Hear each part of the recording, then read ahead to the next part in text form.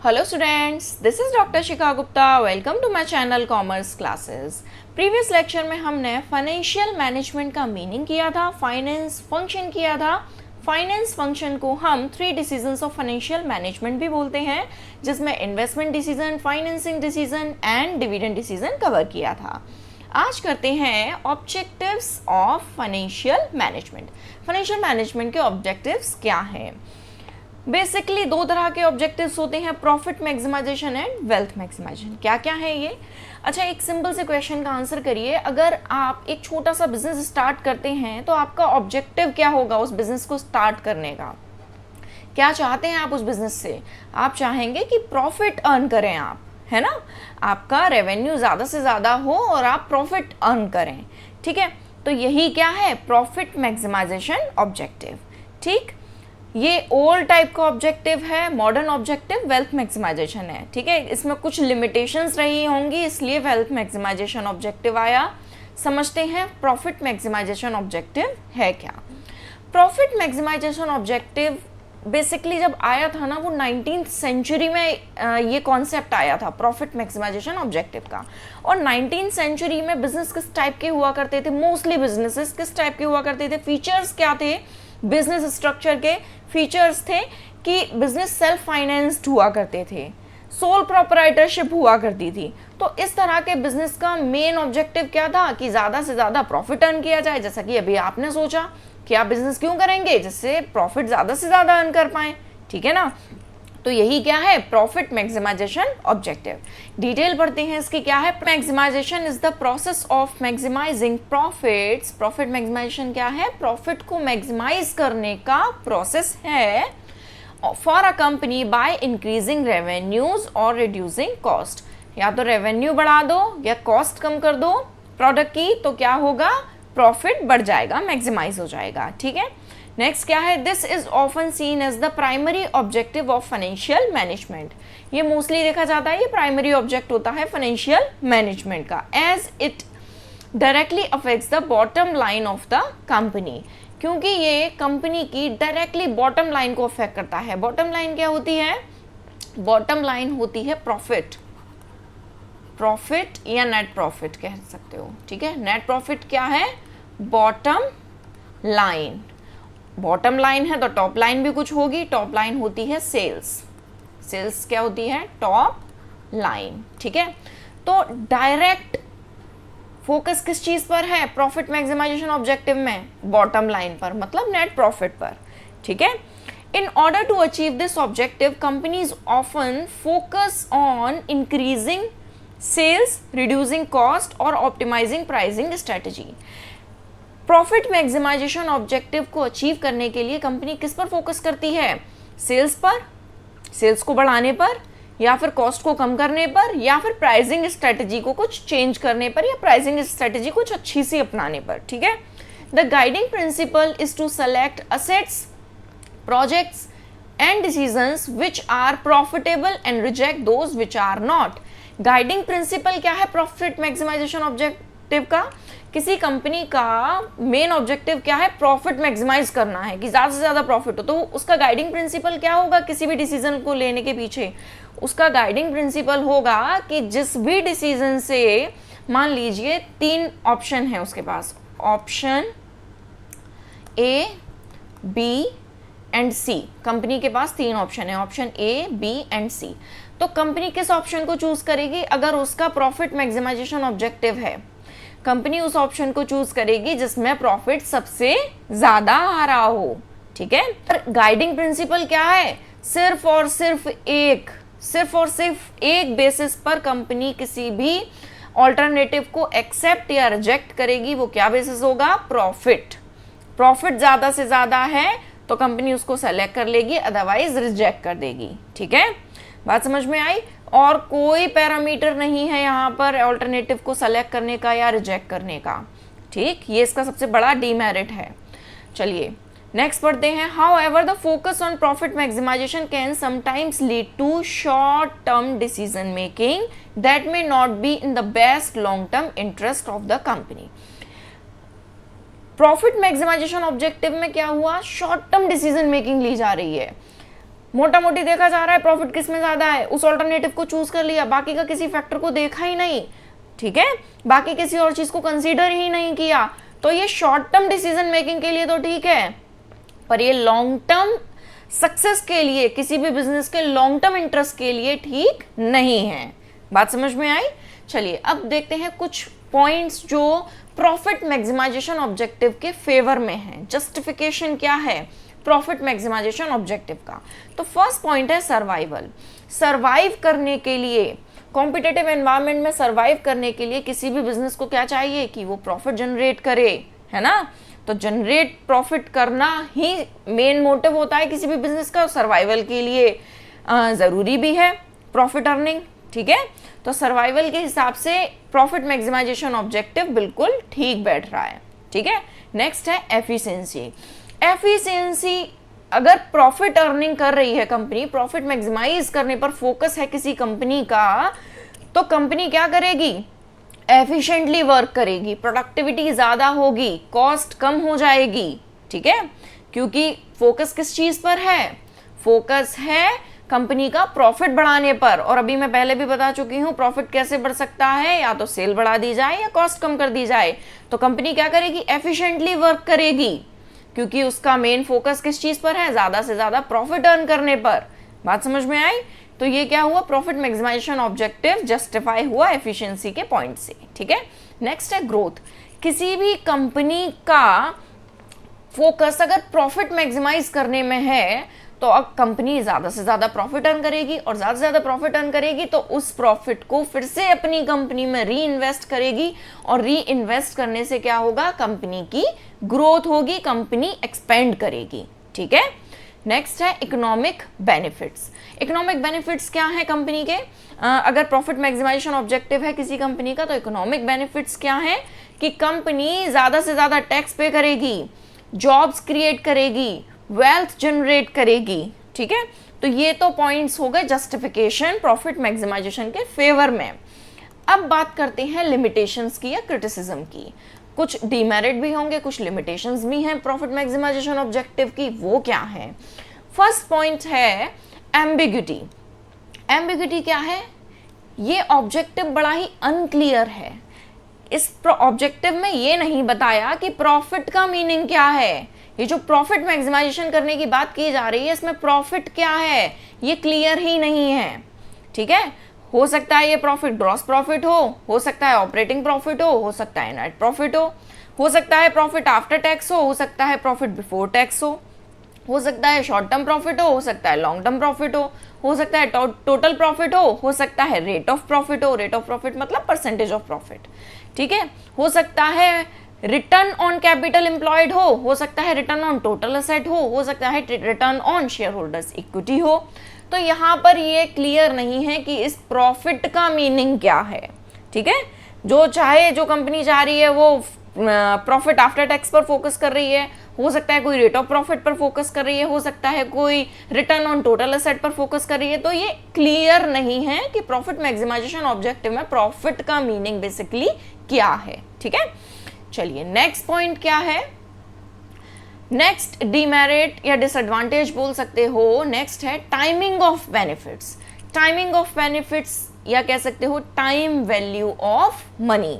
पैसा आ कब रहा है इससे कोई मतलब नहीं है प्रॉफिट मैक्सिमाइजेशन ऑब्जेक्टिव को। पैसा रिसीव कब हो रहा है, इस ईयर हो रहा है, नेक्स्ट ईयर हो रहा है, उसके बाद हो रहा है, इससे कोई मतलब नहीं है। प्रॉफिट मैक्सिमाइजेशन ऑब्जेक्टिव में फोकस किस पर है? ज्यादा से ज्यादा प्रॉफिट पर, ठीक। चलिए एक एग्जांपल से समझते हैं। दो अल्टरनेटिव हैं आपके पास, 3 ईयर का आपको कैश फ्लो दिया हुआ है। फर्स्ट अल्टरनेटिव ने फर्स्ट ईयर में 5 करोड़ कमा कर दिया, नेक्स्ट ईयर में 10, फिर उसके बाद 5 करोड़ अगेन, टोटल आया 20। दूसरे अल्टरनेटिव ने फर्स्ट ईयर में कुछ नहीं दिया, नेक्स्ट ईयर में 10 अगेन 10, टोटल आया 20। अब आप किस अल्टरनेटिव को सेलेक्ट करोगे? आप कहोगे दोनों का ही टोटल सेम है, मैच है, किसी को भी सेलेक्ट कर लो, कोई फर्क नहीं पड़ता, ठीक है। प्रॉफिट मैक्सिमाइजेशन अगर आपका ऑब्जेक्टिव है आपके बिजनेस का, तो आप यही कहोगे कि दोनों बराबर है, कोई फर्क नहीं पड़ता, किसी को भी सेलेक्ट कर लो। पर ये तो गलत हुआ। क्यों गलत हुआ? क्योंकि यहाँ जो फर्स्ट ईयर में आपको 5 CR मिल गए हैं, आप इस 5 CR को री इन्वेस्ट कर सकते हो, ठीक है, री इन्वेस्ट कर सकते हो, कोई और इन्वेस्टमेंट कर सकते हो, कोई किसी और प्रोजेक्ट में इन्वेस्ट कर सकते हो, कंपनी के बाहर इन्वेस्ट कर सकते हो, पर ये 5 CR से आप कुछ कमा सकते हो। बात समझ में आई? तो ये 5 CR से, क्योंकि ये 5 CR आपको इस केस में मिला ही नहीं, ये कब मिल रहा है आपको? सेकेंड और थर्ड ईयर में मिल रहा है पैसा। तो यहाँ पर इस प्रॉफिट मैक्सिमाइजेशन ऑब्जेक्टिव में इस बात को बिल्कुल ही इग्नोर कर दिया जाता है कि आपको रिटर्न या फिर कैश फ्लो मिल कब रहा है, ठीक है। यहाँ फोकस किस पर है? प्रॉफिट पर। ज्यादा से ज्यादा प्रॉफिट जिसका है हम उसको सेलेक्ट कर लेंगे। तो ये एक डीमेरिट हुआ प्रॉफिट मैक्सिमाइजेशन ऑब्जेक्टिव का, ठीक है। यहाँ फोकस किस पर है? बिगर द बेटर पर। जिसका प्रॉफिट सबसे ज्यादा है उस ऑल्टरनेटिव को चूज कर लिया जाता है, ठीक है। नेक्स्ट पॉइंट है quality of benefits. Quality of benefits क्या है? क्वालिटी ऑफ बेनिफिट्स मतलब risk factor. Profit maximisation objective में रिस्क फैक्टर को भी इग्नोर कर दिया जाता है। रिस्क फैक्टर को इग्नोर कैसे किया जाता है? एक एग्जांपल से समझते हैं। 2 अल्टरनेटिव हैं आपके पास, 3 ईयर के, अगेन 3 ईयर का कैश फ्लो दिया हुआ है। फर्स्ट ईयर में रिसेशन है, नेक्स्ट ईयर में नॉर्मल है, थर्ड ईयर में बूम है। अब फर्स्ट ऑल्टरनेटिव ने फर्स्ट ईयर में 90 लाख कमा के दिए, उसके बाद 100 लाख, उसके बाद 110 लाख, ठीक है, 110 लाख। सेकेंड ऑल्टरनेटिव ने फर्स्ट ईयर में कुछ नहीं कमा के दिया, उसके बाद 100 दिया, उसके बाद 200 दिया। टोटल दोनों का अगेन सेम है। कौन से ऑप्शन को चूज करोगे? अगर प्रॉफिट मैक्सिमाइजेशन ऑब्जेक्टिव है आपके बिजनेस का तो आप कहोगे कोई फर्क नहीं पड़ता, किसी को भी चूज कर लो। पर नहीं, ऐसा नहीं है, क्योंकि ध्यान से देखो, एक पैटर्न है इसका। फर्स्ट ऑल्टरनेटिव का एक पैटर्न है, वेरिएबिलिटी कम है, वॉलेटिलिटी कम है कैश फ्लो में। 90 हुआ, फिर 100 हुआ, फिर 110 हुआ। दूसरा ऑल्टरनेटिव में देखो, पहले ईयर कुछ हुआ ही नहीं, कोई अर्न करके ही नहीं दिया कंपनी ने, उस इन्वेस्टमेंट ने, ठीक है। नेक्स्ट ईयर 100 दिया, उसके बाद 200 दिया, पर टोटल दोनों का सेम है। वेरिएबिलिटी, वॉलेटिलिटी किस में ज्यादा है? वॉलेटिलिटी ज्यादा है ऑल्टरनेटिव 2 में। इसका मतलब रिस्क किस में ज्यादा है? रिस्क हाई है सेकंड ऑल्टरनेटिव में और रिस्क लो है फर्स्ट ऑल्टरनेटिव में। पर प्रॉफिट मैक्सिमाइजेशन अगर ऑब्जेक्टिव है किसी कंपनी का तो उसे कोई फर्क नहीं पड़ता है रिस्क हाई है या लो है, उसका फोकस किस पर है? सिर्फ और सिर्फ इस बात पर कि प्रॉफिट सबसे ज्यादा हो, वो ऑल्टरनेटिव कंपनी चूज कर लेगी अगर उसका प्रॉफिट मैक्सिमाइजेशन ऑब्जेक्टिव है तो, ठीक है। चलिए, ये तो हुआ प्रॉफिट मैक्सिमाइजेशन ऑब्जेक्टिव। दूसरा आता है वेल्थ मैक्सिमाइजेशन ऑब्जेक्टिव। अब जब इतने डीमेरिट है प्रॉफिट मैक्सिमाइजेशन ऑब्जेक्टिव में, तो कुछ ऐसी चीज लाई जाए जिससे उन डीमेरिट्स को फुलफिल किया जा सके। तो क्या आया? Wealth maximisation objective. Wealth maximisation objective को वैल्यू मैक्सिमाइजेशन ऑब्जेक्टिव या नेट प्रेजेंट वर्थ मैक्सिमाइजेशन भी ऑब्जेक्टिव भी कहा जाता है, ठीक है। यहां पर वेल्थ और वैल्यू का मतलब है worth to the owners of business. Worth to the owners of business क्या है? Market price of equity share. यहां पर वेल्थ मैक्सिमाइजेशन ऑब्जेक्टिव में फोकस है कंपनी के शेयर के मार्केट प्राइस पर, ठीक है। किस पर फोकस है? कंपनी का जो शेयर है या कंपनी का जो स्टॉक है उसके प्राइस पर, उसके मार्केट प्राइस पर फोकस है। वेल्थ मैक्सिमाइजेशन ऑब्जेक्टिव में किस पर फोकस है? कंपनी के शेयर के मार्केट प्राइस पर, ठीक है। प्रॉफिट मैक्सिमाइजेशन पर किस पर फोकस था? ज्यादा से ज्यादा प्रॉफिट पर वेल्थ मैक्सिमाइजेशन पर किस पर फोकस है? Market price of equity share पर। क्लियर है? चलिए, value always also signifies the net worth of the enterprise measured in the terms of net present value. Net present value पर भी फोकस है यहां पर वेल्थ मैक्सिमाइजेशन ऑब्जेक्टिव में। क्या है ये नेट प्रेजेंट वैल्यू? कैसे कैलकुलेट करते हैं अभी बताती हूं।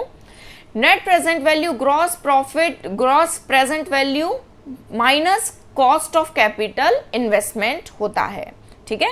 ये मैंने आगे आपको भी सॉल्व करके भी दिखाया है, बताती हूं कैसे होगा ये।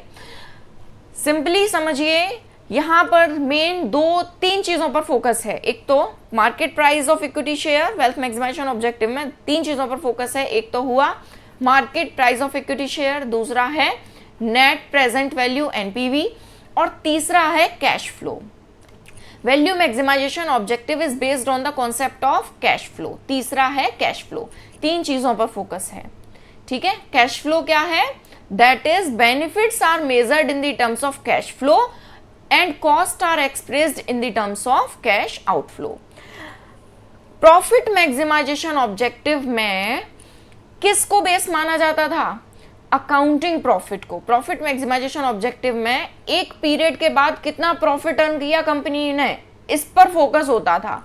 पर वेल्थ मैक्सिमाइजेशन ऑब्जेक्टिव में अकाउंटिंग प्रॉफिट पर फोकस नहीं है, यहाँ फोकस है पर्टिकुलर प्रोजेक्ट से कितना कैश आया, ठीक है। पर्टिकुलर प्रोजेक्ट ने कितना कैश फ्लो अर्न करके दिया, वो फोकस है वेल्थ मैक्सिमाइजेशन ऑब्जेक्टिव में। Thus, according to wealth maximization objective, business operation should be conducted in such a way to ensure maximum net present value to the shareholder, ठीक है। Again वही बात आ गई, किस पर फोकस है?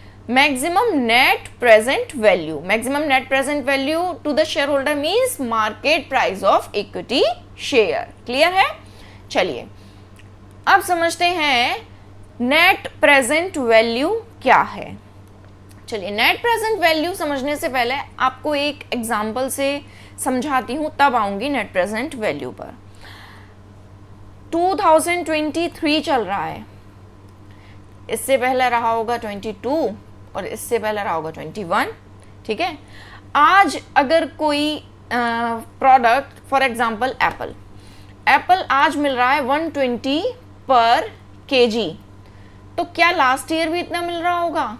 नहीं, लास्ट ईयर हो सकता है 110 पर केजी मिल रहा हो, और उससे पहले क्या मिल रहा हो सकता है 100 रुपीज पर केजी मिल रहा हो, same variety of Apple. Clear है? तो क्या हुआ, 2021 में आप 100 रुपए का नोट लेकर गए मार्केट में और आपके नोट ने 1 केजी एप्पल परचेज कर लिए, 1 केजी एप्पल परचेज कर लिए। पर क्या आप 2023 में इस 100 रुपये के नोट को लेके जाओगे तो क्या ये 1 केजी एप्पल परचेज कर पाएगा? नहीं कर पाएगा।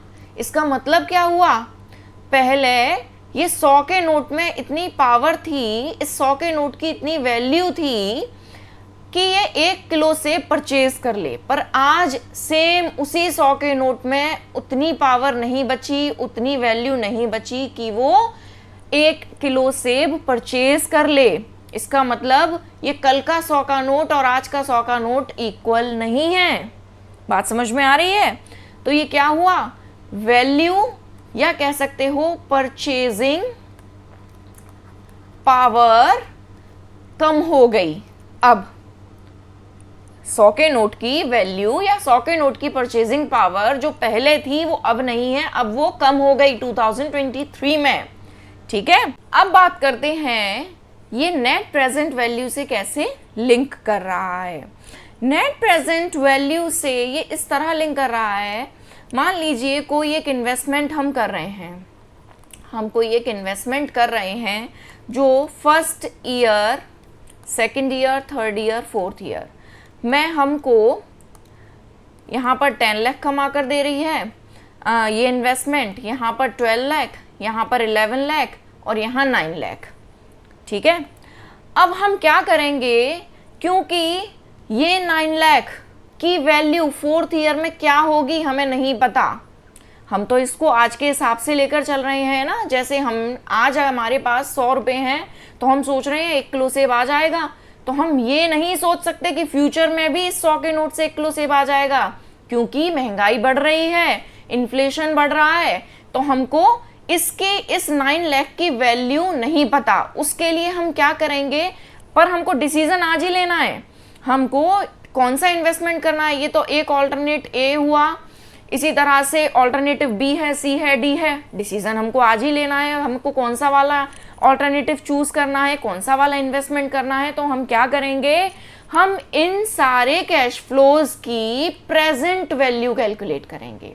हम इन सारे कैश फ्लोज की प्रेजेंट वैल्यू कैलकुलेट करेंगे। उस प्रेजेंट वैल्यू को कंपेयर करके डिसाइड करेंगे कि हमें कौन सा इन्वेस्टमेंट करना है। क्लियर है? एक एग्जांपल से भी समझाऊंगी, अभी डरो मत। पहले फॉर्मूला समझ लेते हैं क्या है। नेट प्रेजेंट वैल्यू होता है gross present value of future cash inflows minus C. ये जो आप कैलकुलेट करोगे ना, इन सब की वैल्यू, प्रेजेंट वैल्यू, इन सबको ऐड करके आ जाएगा ग्रॉस प्रेजेंट वैल्यू। और ग्रॉस प्रेजेंट वैल्यू में से कॉस्ट ऑफ इन्वेस्टमेंट माइनस कर दोगे, जितने रुपए का इन्वेस्टमेंट कर रहे हो उसको माइनस कर दोगे, तो क्या बचेगा? Net present value. इसको हम W is equals to V minus C भी बोलते हैं। W means net present value, V means gross present value, C means cost of investment. ठीक है, यही आपका लिखा हुआ है ये। अच्छा, एनपीवी पॉजिटिव कब होगा? एनपीवी पॉजिटिव जब होगा जब जीपीवी प्लस ज्यादा हो कॉस्ट से। ठीक है, कॉस्ट ऑफ इन्वेस्टमेंट से जीपीवी ज्यादा होगा तो एनपीवी पॉजिटिव आएगा। जीपीवी और सी बराबर होंगे तो एनपीवी 0 रहेगा। ठीक है, और जीपीवी कम है, gross present value of future cash inflows की कम है और कॉस्ट ज्यादा है तो नेट प्रेजेंट वैल्यू माइनस में आएगी। ठीक है, यही लिखा हुआ है यहां पर। ठीक, ये तीनों लिखे हैं, पॉजिटिव, नेगेटिव एंड जीरो। चलिए अब एक एग्जाम्पल से समझते हैं इसको कि करेंगे कैसे, ये है क्या। फॉर एग्जाम्पल, अच्छा इसको सॉल्व करने का एक तरीका बताती हूँ। एनपीवी, जिसको हम डब्ल्यू भी बोलते हैं, अगर आपको डिफरेंट कैश फ्लोज दिए हुए हैं, कैश फ्लो फर्स्ट ईयर का, ए को बोल रही हूं मैं कैश फ्लो। ठीक है, 1 प्लस आर है रेट, किस जो डिस्काउंटिंग रेट है, जिस रेट से कह सकते हो इंक्रीमेंट हो रहा है, वो रेट को हम क्या बोलेंगे? आर।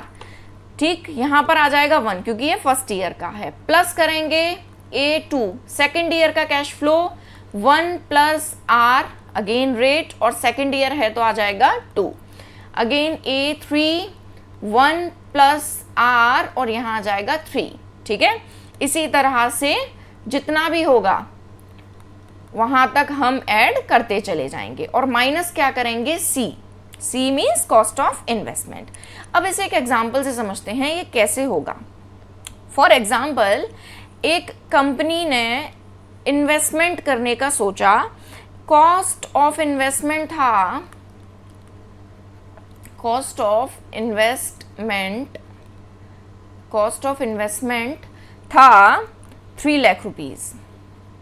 ठीक है, रेट है 10%। ठीक, अब इसे सॉल्व करके देखते हैं कि ये सॉल्व कैसे होगा।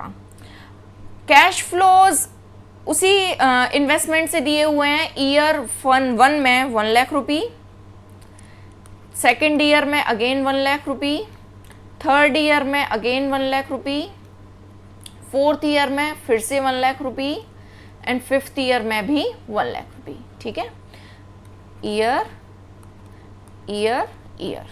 ठीक है, अब इसको सॉल्व करके देखते हैं ये कैसे सॉल्व होगा।